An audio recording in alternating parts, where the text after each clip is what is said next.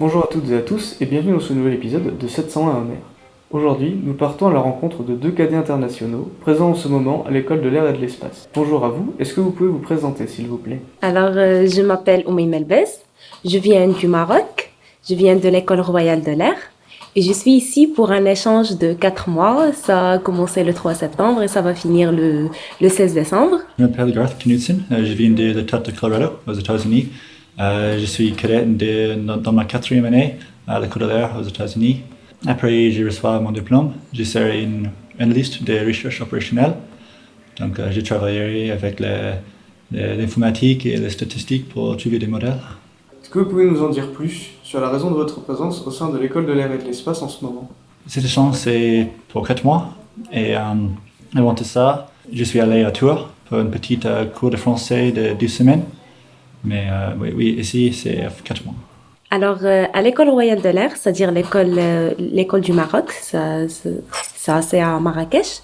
Je faisais les classes préparatoires et après j'avais 3 ans en cycle d'ingénieur, c'est-à-dire je serais un ingénieur aux systèmes aéronautiques.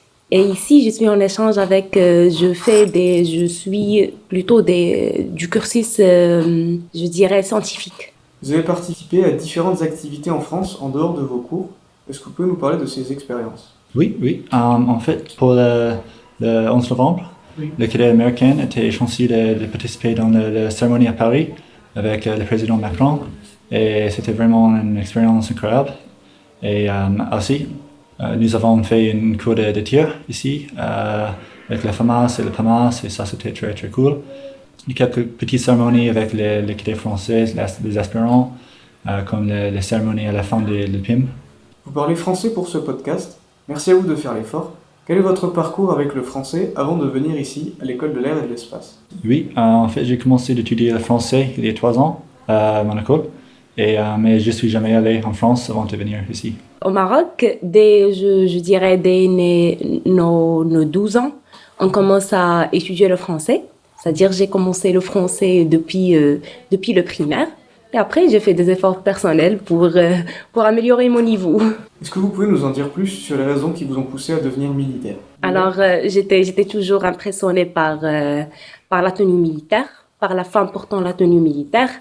Et je me suis dit, peut-être que ça sera moi un jour. Et j'étais aussi intéressée par l'aéronautique. Donc, j'ai rassemblé ces deux profils pour rejoindre l'école royale de l'air. Je pense que j'ai choisi la vie militaire parce que c'est vraiment une occasion d'améliorer mes connaissances de beaucoup de choses, pas seulement avec le militaire, mais aussi pour la responsabilité et la discipline, et aussi pour contribuer à la fortitude de mon pays et de protéger tous les citoyens. À l'occasion des rencontres sportives qui arrivent, je voulais revenir avec vous sur les rencontres sportives à laquelle vous aviez participé l'année dernière. Alors l'année dernière, j'ai participé à une rencontre sportive entre l'école royale de l'air et l'école de l'air. Je faisais partie de l'équipe du CrossFit. On a fait un circuit du CrossFit et c'était très intéressant. Il y avait d'autres compétitions. Il y avait, je pense, le football, il y avait le volleyball et il y avait le laserland. Et combien de personnes avaient participé à l'événement? Je pense que c'est des quarantaines. Merci.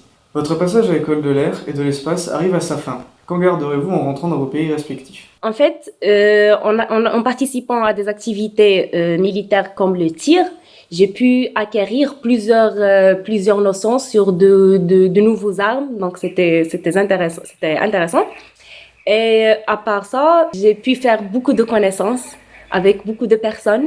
Et ce que je trouve intéressant à propos de cet échange, c'est que j'ai pu connaître des personnes de plusieurs pays, des Américains, des Espagnols, des Canadiens. Alors ça, je le trouve vraiment intéressant. J'ai pas pu seulement connaître la culture française et les Français, mais j'ai pu aussi faire plusieurs liens d'amitié avec plusieurs personnes de plusieurs nations. J'ai vraiment passé un bon temps avec l'équipe française.